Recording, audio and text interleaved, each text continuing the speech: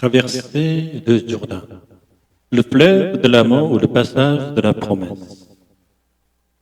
Jean 18, verset 9. Afin que s'accomplisse la parole qu'il avait dite, je n'ai perdu aucun de ce que moi tu m'as donné.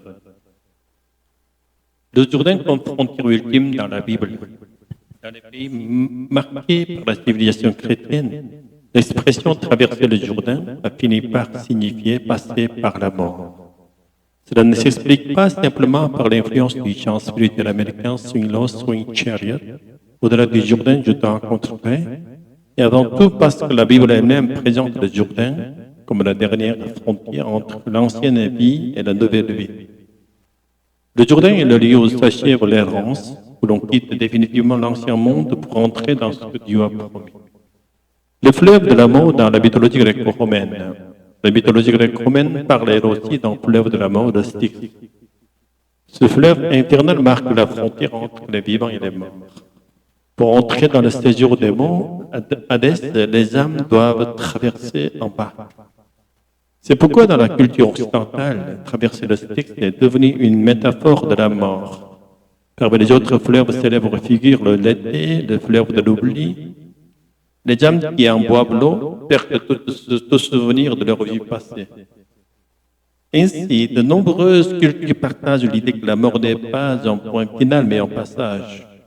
Cette compréhension ne relève pas tant d'influence culturelle que d'une intuition humaine universelle. La mort est un seuil entre deux mondes. Mythe et révélation, une différence essentielle. Cependant, il est crucial de distinguer le mythe de la révélation biblique. Les fleuves de la mort de la mythologie appartiennent au monde du mythe, c'est-à-dire à une construction imaginaire. Au-delà de ces fleuves, il n'existe aucune terre promise, aucune promesse, aucune relation personnelle. La traversée y est subie, imposée par le destin. À l'inverse, le Jourdain biblique appartient à l'histoire réelle du salut. Ce n'est pas une fiction, mais un événement inscrit dans l'action concrète de Dieu. Si le peuple peut traverser le Jourdain et vivre d'une vie nouvelle en Canaan, ce n'est pas par fatalité, mais par la promesse de Dieu et par son intervention surnaturelle. Dieu arrête les eaux du Jourdain près d'Adam, les faisant se dresser afin d'ouvrir un chemin. Le Jourdain ne conduit pas vers les ténèbres, mais vers une terre remplie de la présence de Dieu. Et surtout, nous ne le traversons pas seul, mais avec l'Esprit de Dieu, le Saint-Esprit. Le Jourdain est dans l'histoire biblique, mort de l'Ancien, naissance du Nouveau. À l'époque de Moïse, le Jourdain est la dernière frontière entre le désert et Canaan. Après 40 années d'errance due au manque de foi, ce fleuve devient un obstacle aussi redoutable que la mer Rouge. Moïse lui-même ne traverse pas le Jourdain. Il meurt sur le mont Nebo. Pour la génération de l'Exode, à l'exception de Josué et Caleb, le Jourdain devient un fleuve que l'on ne traverse qu'après la mort. C'est ainsi que l'image de la mort se superpose au Jourdain. Dans la tradition juive, le Jourdain devient alors le symbole du renoncement à l'ancien monde, du passage décisif vers un monde nouveau. Le désert représente la vie présente, fragile et éprouvante. La terre promise représente la paix, l'accomplissement et la plénitude de la présence divine. Le Jourdain lui-même symbolise la fin de l'ancienne vie, la mort de l'ancien ordre, la clôture définitive du passé. Le Christ, le baptême et la promesse.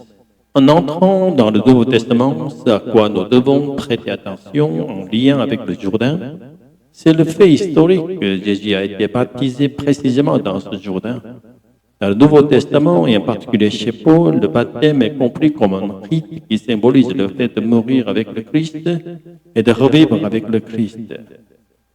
Entrer dans l'eau du baptême symbolise descendre dans la mort, et ressortir de l'eau symbolise une vie nouvelle. Ainsi, dans la Bible, le Jourdain s'est fixé comme l'image de la fin de l'ancienne vie, du seuil d'une vie nouvelle, du dernier tournant décisif. Ce sont les chants spirituels des chrétiens afro-américains mentionnés plus haut qui ont popularisé cette image du Jourdain. L'image d'un fleuve à traverser passant de la vie pénible de ce monde vers le ciel de la paix Beaucoup de personnes dans le monde sont influencées par le matérialisme et ne reconnaissent pas les résistances de l'au-delà. Elles croient que lorsque le corps matériel se détruit, notre résistance s'anéantit en même temps. Elles rejettent en bloc les récits des mythes anciens ou dans la Bible parlant d'un fleuve de la mort. Les premiers peuvent être ignorés car ils sont des récits fictifs, des mythes construits à partir de l'intuition humaine selon laquelle il n'existerait un monde après la mort. Mais les secondes relèvent de l'histoire du salut de Dieu. Ils ne sont pas une fiction et décident de notre destinée éternelle. Cependant, parce que les gens de ce monde pensent que le monde est tout ce qui existe, ils cherchent à y réussir coûte que coûte et à écouter la gloire. Ils n'y parviennent pas, ils tombent dans le désespoir. Mais la Bible explique que ce monde n'est qu'un lieu de passage pour un temps très court. Il existe un royaume de Dieu où nous demeurerons pour l'éternité après avoir traversé le Jourdain. Dans ce monde, il ne s'agit pas de bâtir des édifices censés durer éternellement comme le temple de Salomon et d'avoir une tente qui facilite le déplacement à travers le désert. Autrement dit, une demeure de pèlerin suffit. Indépendamment des bâtiments, là où Dieu est avec nous, là où se trouve le sanctuaire le plus sûr et le plus solide. Ce qui nous murmure que ce monde est tout, c'est Satan, l'esprit du mensonge. Les gens du monde restent encore aujourd'hui les descendants d'Adam et Ève, se laissant tromper par les mensonges extrêmement plausibles de Satan. Satan n'abandonne pas non plus les croyants. Il interfère sans cesse afin que nous croyions ses paroles. Il affirme que nous tomberions loin de la grâce de Dieu, que nous nierons Dieu et son royaume, que nous traverserons le fleuve de l'oubli, le fleuve de la mort, en prétendant que cela est la vérité.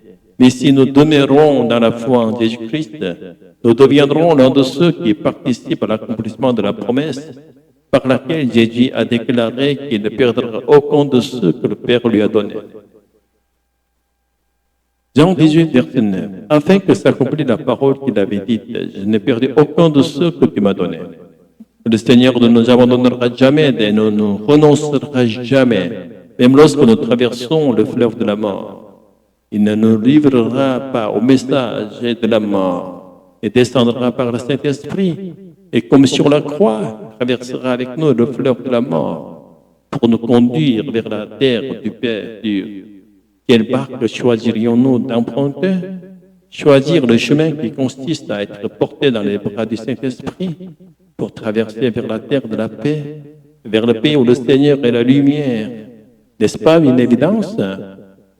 Ne tombons pas dans le mensonge de Satan qui fait obstacle à la lumière de cette vérité évidente. Espérons tous jouir de la bénédiction éternelle dans le royaume de Dieu. Alléluia. Amen.